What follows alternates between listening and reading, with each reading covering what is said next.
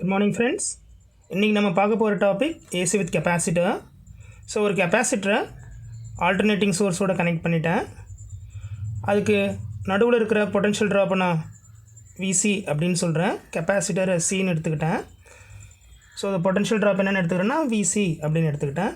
So மொதல் ஈக்குவேஷனில் எந்த விதமான சேஞ்சஸும் கிடையாது. ஸோ நம்ம இதுக்கு முன்னாடி போட்ட மாதிரி தான் V is equal to V M sine omega T அப்படின்னு எழுத போகிறோம். ஸோ அதில் எந்த விதமான சேஞ்சஸும் இல்லை. ஃபர்ஸ்ட் ஈக்குவேஷன் எழுதிட்டேன். ஸோ இங்கே கெப்பாசிட்டர்னு எடுத்ததுனால நம்ம யூஸ் பண்ணக்கூடிய ஃபார்முலா பார்த்திங்கன்னா Q is equal to CV. So அதனால் இங்கே லூப் ரூல் அப்ளை பண்ண போகிறேன். அப்ளை பண்ணிங்கன்னா V minus QC equal to 0ன்னு வரும். இந்த கிர்ச்சாஃப்ஸ் லூப் ரூல் அப்ளை பண்ணும்போது V minus QC equal to 0ன்னு வரும். ஸோ அப்போ Q என்ன சொல்லுவோம், Q is proportional to Vன்னு சொல்லுவோம். அங்கே ஒரு கான்ஸ்டன்ட் Cன்னு கொடுப்போம். அப்போ Q is equal to CV. அப்போ V equal to Q by C அப்படின்னு வரும். ஸோ அதே மாதிரி கரண்ட்டுக்கான எக்ஸ்பிரஷன் என்னென்னா I is equal to dQ by dt. That is என்னென்னு சொல்கிறோன்னா rate of flow of charge அப்படின்னு சொல்கிறோம். I is equal to dQ by dt. So இந்த ரெண்டு எக்ஸ்பிரஷனில் தான் நம்ம இப்போ சப்ஸ்டியூட் பண்ண போகிறோம். therefore I is equal to d by dt of Qக்கு பதிலாக நான் CV அப்படின்னு போட போகிறேன். பாருங்கள், Qக்கு பதிலாக CVன்னு இருக்கு. அதை எடுத்து நான் அப்படியே எழுத போகிறேன். அடுத்தது பார்த்திங்கன்னா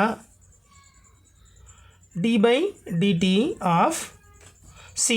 Vக்கு பதிலாக ஃபர்ஸ்ட் ஈக்குவேஷன் போட போகிறேன். Vm sin omega t, அதாவது C into Vm sin omega t அப்படின்னு வந்துடும். இதை நான் டிஃப்ரென்ஷியேட் பண்ண போகிறேன். Cயும் Vmமும் கான்ஸ்டன்ட்டு, அதனால் தூக்கி வெளியே எடுத்துப்பேன். C and Vm வெளியே எடுத்துக்க போகிறேன். C into Vm d by dt of sin omega t அப்படின்னு எழுதிக்கிறேன். ஸோ இப்போ நீங்கள் சைனை டிஃப்ரென்ஷியேட் பண்ண போகிறீங்க. அப்போது CVM வரும்.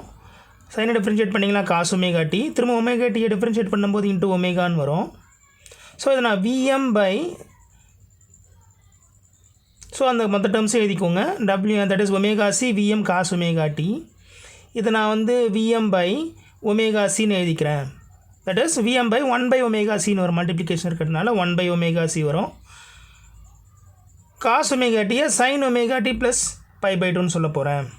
அப்போ இது என்ன சொல்லலாம், வோல்டேஜை விட கரண்ட்டு 90 டிகிரி லீடிங்கில் இருக்குது அப்படின்னு சொல்லலாம். வோல்டேஜை விட கரண்ட்டு லீடிங்கில் இருக்குது. That is current leads the வோல்டேஜ்னு சொல்லுவாங்க.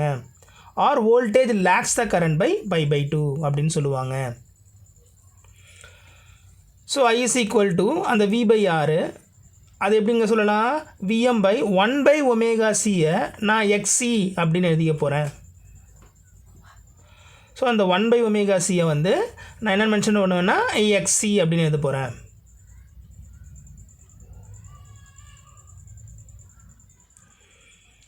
ஸோ அப்போ XC என்ன கிடைக்கும், XC equal to 1 by omega C. இங்கே XCன்னு என்னென்னு சொல்ல போகிறோம், கெப்பாசிட்டிவ் ரியாக்டன்ஸ் அப்படின்னு சொல்ல போகிறோம். X is equal to capacitive reactance. எதுக்குன்னா அது நம்ம எக்ஸ்பிரஷனை ரெசிஸ்டன்ஸ்க்கு ஏற்ற மாதிரி மாற்றணும். ஸோ அந்த ஏசியில் கெப்பாசிட்டர் போடும்போது அதோட ரெசிஸ்டன்ஸ் எப்படி மாறுது அப்படின்றது தான் எங்கள் expression. So X is equal to 1 by omega C. அதை நான் என்னென்னு சொல்ல போகிறேன்னா கெப்பாசிட்டிவ் ரியாக்டன்ஸ். இதனுடைய யூனிட்டும் ஓம் தான். ரியாக்டன்ஸ் இருக்கிறதுனால இதனுடைய யூனிட்டும் ஓம் தான் இருக்கும். இப்போ ஏசி அண்ட் டிசிக்கு அது எப்படி பிரியுது அப்படின்னு பார்க்க போகிறோம். AC DC. ஸோ அப்போது ஏசியில் பார்த்தீங்கன்னா ஃப்ரீக்வன்சி 1 2 3 அப்படின்ட்டு இன்க்ரீஸ் ஆகிட்டே போகும். டிசியில் பார்த்தீங்கன்னா ஃப்ரீக்வன்சி 0. இப்போது X is equal to 1 by omega C எக்ஸ்பிரஷனை போடுங்க. அந்த 1 by ஒமேகா சி எப்படி எழுதுவீங்க, 2 பை நியூன்னு எழுதுவீங்க ஃப்ரீக்வன்சியை. அப்போ நியூ 1 அப்படின்னு எடுத்துக்கிட்டோன்னா 1 by 2 பைன்னு கிடைக்கும். அதுவே நியூ 2ன்னு எடுத்துக்கிட்டோன்னா எனக்கு என்ன கிடைக்கும், 1 by 4 பைன்னு கிடைக்கும். அப்போ நான் ஃப்ரீக்வன்சியை ரைஸ் பண்ண அதுக்கேற்ற மாதிரி எனக்கு அந்த கெப்பாசிட்டர் ரியாக்டன்ஸ் வேல்யூ குறையுது. ஸோ அதனுடைய எந்த அளவுக்கு நான் ஃப்ரீக்வன்சி இன்க்ரீஸ் பண்ணுறனோ அந்த அளவுக்கு கெப்பாசிட்டிவ் ரியாக்டன்ஸ் குறையுதுன்னு பார்த்தோம். அதுவே டிசி பாருங்கள் 1 by 0ன்னு வந்துடும். அப்போ என்னென்னு சொல்லலாம், இன்ஃபினிட்டின்னு வந்துடும். அப்போ என்னென்னு சொல்லலாம், டிசி கரண்ட்டுக்கு கெப்பாசிட்டர் இன்ஃபினிட் ரெசிஸ்டன்ஸ் கொடுக்க போகுது அப்படின்னு சொல்கிறோம். So C offers infinite resistance for DC to pass through அப்படின்னு சொல்லுவாங்க. அப்படின்னா என்ன அர்த்தம், கெப்பாசிட்டர் வழியாக டைரக்ட் கரண்ட்டை அனுப்பவே முடியாது. இதனால தான் இப்போ சில கொஸ்டின் கூட கேட்கலாம், ஏன் ஏசி ஃபேன் வந்து ஏசி கரண்ட்டில் தான் ரன் ஆகும், டிசியில் ஏன் ரன் ஆகாதுன்ட்டு. அதுக்கான எக்ஸ்ப்ளனேஷனும் இது தான். ஸோ இந்த எக்ஸ்ப்ளனேஷனை தான் நம்ம அங்கே கொடுப்பாங்க. ஸோ இப்போ பார்த்தீங்கன்னா why a fan cannot run in DC அப்படின்னு சொல்லலாம். ஏசின்னு எழுதிட்டேன், ஒரு நிமிஷம். DC, so when a fan cannot run in DC அப்படின்னு மென்ஷன் பண்ணிக்கிட்டேன். ஸோ அது என்ன ரீசன், இன்ஃபினிட் ரெசிஸ்டன்ஸ் கொடுக்கறதுனால டிசி கரண்ட்டில் ஃபேன் எதுவுமே ரன் ஆகாது அப்படின்றது தான் இதனுடைய ஆன்சர். ஸோ நீங்கள் இந்த எக்ஸ்பிரஷன் டிசியோடைய கண்டிஷன் U = 0ன்னு போட்டுட்டு இந்த மாதிரி கொஸ்டின் கேட்டாங்கன்னா இதை மட்டும் நீங்கள் எழுதினா போதும், ஃபுல்லாக எழுத வேண்டாம். இப்போ நம்ம ஃபேஸர் டயக்ராமத்துக்கு போயிடுவோம். ஸோ நம்ம ஃபேஸர் டயக்ராம் பார்த்திங்கன்னா ஏற்கனவே சொன்ன மாதிரி தான், முதல்ல கர்வ் தான் வரையணும், அதுக்கப்புறமா தான் ஃபேஸருக்கு வரணும். ஸோ நம்ம கர்வ்லேருந்து தான் ஃபேஸருக்கு வரோம். அப்படி நீங்கள் கர்வ்லேருந்து வந்தீங்கன்னா ஃபேஸர் போடுறது ரொம்ப ஈஸி. ஸோ அதுதான் இப்போ நம்ம பார்க்க போகிறோம். ஸோ ஃபேஸர் எழுதிக்கிறேன். ஸோ ஃபர்ஸ்ட் அந்த வேவ் ஃபார்ம் நான் போட போகிறேன். அதே மாதிரி 2 கோடு போட்டுக்கோங்க. ஸோ எப்பயுமே நீங்கள் சைமல்டேனியஸாக போட்டிங்கன்னா உங்களுக்கு டயக்ராம் வந்து கொஞ்சம் நீட்டாக தெரியும். நீங்கள் ஸ்கேல் பென்சில் யூஸ் பண்ணுங்கள். நான் இங்கே வந்து ஃப்ரீ ஹேண்டில் போட்டிருக்கேன், ஸ்கேல் பென்சில் யூஸ் பண்ணுங்கள். ஸோ ஃபஸ்ட்டு வோல்டேஜ் கர்வில் எந்த விதமான சேஞ்சஸும் இல்லை. ஸோ வீக்கை வந்து அப்படியே வந்துடும், அதில் எந்த விதமான சேஞ்சஸும் கிடையாது. இப்போ நம்ம என்ன சொல்கிறோம், இங்கே கரண்ட் வந்து லீடிங்காக இருக்குது அப்படின்னு சொல்கிறோம். லீடிங், தட் இஸ் வோல்டேஜ் 0வாக இருக்கும்போது கரண்ட் வந்து மேக்ஸிமம்லேருந்து 0க்கு வரும் பாருங்கள். ஸோ மேக்ஸிமம் 0க்கு வந்துட்டு அந்த கர்வ் போகும். அதே மாதிரி வோல்டேஜ் கர்வ் விட கரண்ட் கர்வ் வந்து சின்னதாக இருக்கும். ஸோ அதை நீங்கள் அப்படியே எக்ஸ்டெண்ட் பண்ணிங்கன்னா உங்களுக்கு தட் இஸ் அந்த முன்னாடியே 0க்கு முன்னாடியே கர்வ் வந்து ஸ்டார்ட் ஆகிற மாதிரி நமக்கு ஒரு ரெப்ரசன்டேஷன் வரும். அதனால தான் வோல்டேஜ் கர்வ் 0க்கு வரும்போது கரண்ட் கர்வ் வந்து மேக்ஸிமமாக இருக்குது அப்படின்னு சொல்கிறோம். ஸோ அந்த மேக்ஸிமம் தான், ஏன்னா இந்த கண்டிஷனை பொறுத்த மட்டும் கரண்ட் லீட்ஸ் த வோல்டேஜ் அப்படின்னு சொல்லுவாங்க. Leads the voltage by π/2.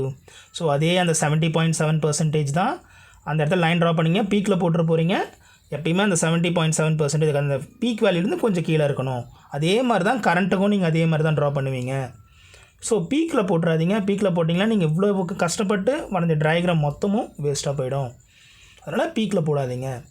இப்போ வோல்டேஜ் கர்வ் பாருங்கள், வோல்டேஜ்னு எடுத்துக்கிட்டேன், அது வந்து கரண்ட்டு. ஸோ வோல்டேஜ் கர்வுக்கு டேரெக்டாக அந்த ஃபேஸை நான் ட்ரா பண்ண போகிறேன். ஒரு ஸ்ட்ரெயிட் லைன் ட்ரா பண்ணிட்டேன். ஸோ அது க்ரியேட் பண்ணுற ஆங்கிள் உள்ள θ = ωt. ஸோ அது ரொட்டேட் ஆன ஆங்குலர் வெலாசிட்டி என்ன, ஒமேகா. ஸோ இங்கே பாருங்கள், கரண்ட் வந்து 90 டிகிரி லீடிங் அப்படின்னு சொல்லியிருக்கோம்.